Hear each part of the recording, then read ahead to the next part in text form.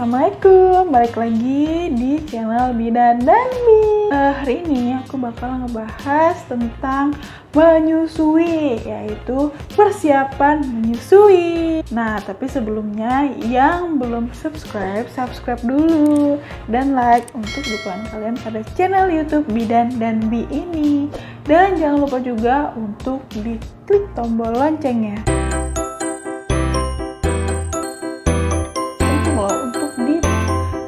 Pelajari. Selain persalinan, ternyata proses menyusui itu juga penting loh untuk dipelajari, untuk dipersiapkan sejak hamil.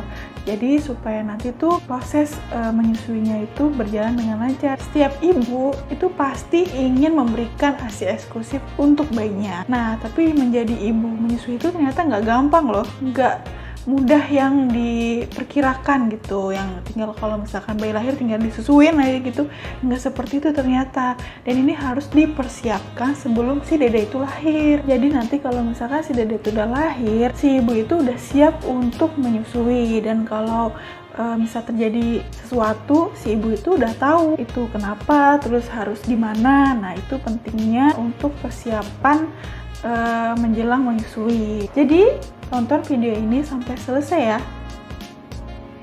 Selama kehamilan itu sebenarnya secara alami tubuh sudah melakukan persiapan untuk proses menyusui. Hal ini ditandai dengan aliran darah ke payudara yang meningkat seiring perkembangan saluran air susu. Kemudian bagian puting menjadi lebih sensitif ketika disentuh.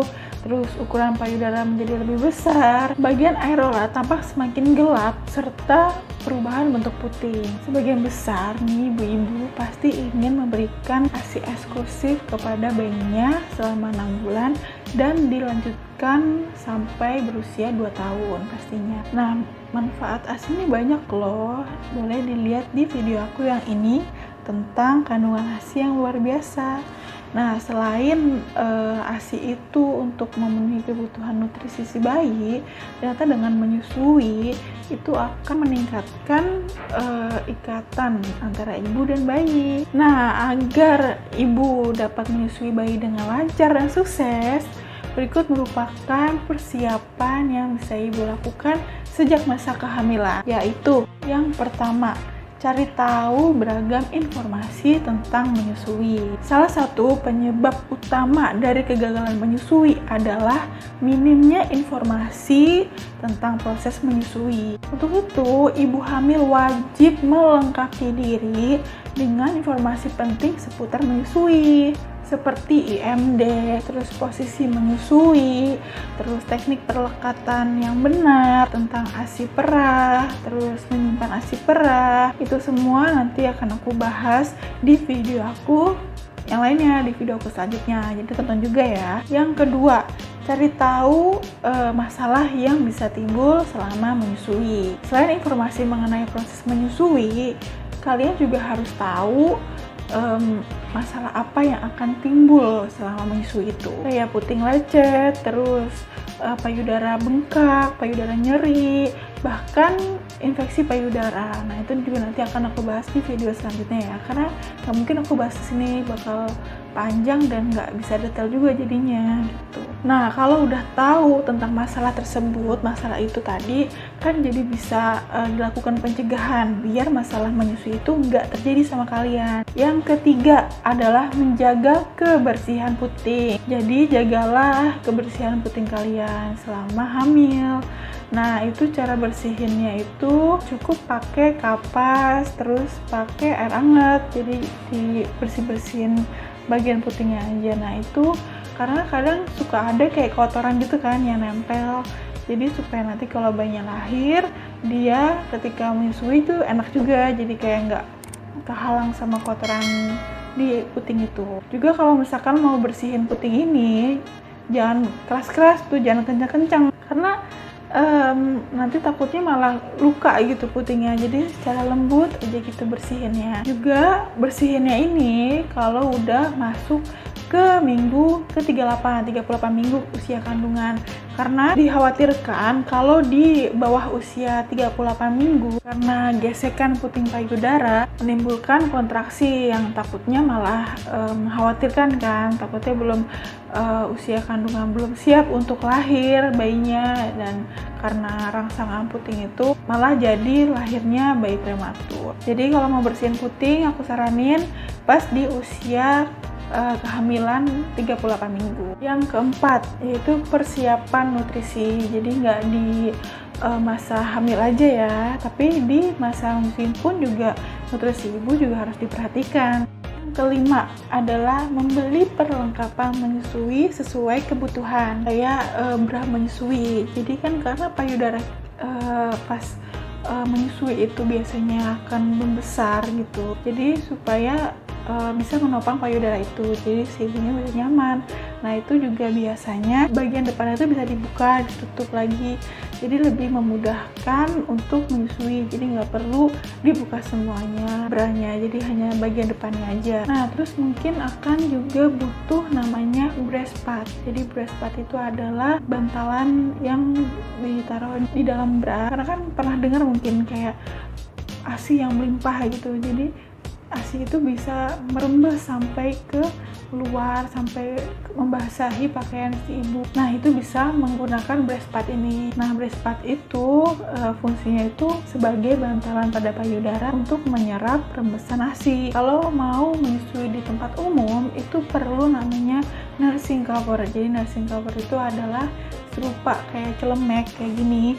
Nah itu bisa menutupi seluruh bagian dada, jadi aman kalau mau menyusui di tempat umum, jadi nggak kelihatan. Nah terus ada baju khusus untuk menyusui. Jadi bajunya itu biasanya kayak kancing atau sletingnya itu ada di depan gitu. Jadi kalau misalkan mau nyusuin tinggal dibuka aja kancing atau sletingnya itu, jadi nggak perlu ribet-ribet dibuka semua, terus nyari-nyari tempat di mana buat nyusuin. Jadi tinggal pakai baju untuk khusus untuk menyusui itu dan pakai tadi celemek, jadi aman dan nyaman buat menyusui di tempat umum. Ada juga sih sekarang tempat umum yang juga menyediakan untuk ruang khusus untuk menyusui gitu, jadi lebih aman lagi tentunya. Terus ada namanya alat pumping, yaitu biasanya ada alat pumping yang manual, juga ada yang elektrik. Nah itu biasanya digunakan supaya penggosongan payudara itu lebih maksimal. Jadi biasanya kalau misalkan si bayi itu udah menyusui, udah kenyang, nah terus si ibu bisa melakukan pumping untuk penggosongan payudara itu dengan menggunakan alat pumping. Sebenarnya pumping itu bisa juga dilakukan dengan tangan ya, jadi memerah ASI dengan tangan itu bisa dilakukan. Nanti akan aku ajarin di video selanjutnya. Alat pumping ini juga berguna banget ya waktu kalau kalian ibu-ibu udah mau kembali bekerja. Jadi setelah menyusui bayinya dengan kenyang, terus dipumping ASInya, diperah gitu, dikeluarin, terus ditaruh di tempat untuk menyimpan ASI dan bisa disimpan di kulkas. Nah jadinya perlu juga alat pumping ini. Nah, setelah diperah ASInya, setelah dipumping itu harus ditempatkan di tempat penyimpanan ASI perah, kayak biasanya itu di botol kayak gini atau di plastik penyimpanan ASI perah. Nah itu juga dibutuhkan ya. Nah yang keenam adalah membangun lingkungan yang suportif. Ibu menyusui memerlukan support system yang baik dan mendukung penuh perjuangan menyusui. Karena pada kenyataannya menyusui itu nggak mudah dan nggak gampang gitu. Jadi beritahu pasangan, beritahu keluarga mengenai niat untuk menyusui bayi. Bahkan libatinlah itu pasangan suami kita itu dalam persiapan menyusui ini. Jadi kita nggak sendirian gitu, dan suami harus mendukung, suami harus ikut serta dalam proses menyusui itu. Suasana yang kondusif serta suportif akan membuat proses menyusui menjadi lebih mudah. Ibu lebih rileks dan produksi ASI pun menjadi lancar. Oke, meskipun menyusui adalah proses yang natural, tapi bukan berarti itu mudah ya, bukan berarti itu gampang. Jadi buat ibu hamil harus mempersiapkan tentang menyusui ini dari masa kehamilan itu. Jadi kalau pas lahir bayinya dapat dipraktekkan langsung. Nah, boleh dicoba tips persiapan yang tadi aku sebutin itu agar kalian menyusui dengan nyaman, dengan berhasil, dengan sukses, dan bisa menyusui anak sampai umur 2 tahun. Oke teman-teman, demikian penjelasan aku mengenai persiapan menyusui. Nah, nanti akan aku bikin ya video-video selanjutnya tentang menyusui juga. Makasih udah nonton video aku kali ini dan nonton juga video aku selanjutnya. Jangan lupa untuk di subscribe and like untuk dukungan kalian pada channel YouTube dan di ini. Share juga ya ke teman-teman kalian supaya tahu juga info kesehatan ini. Assalamualaikum warahmatullahi wabarakatuh.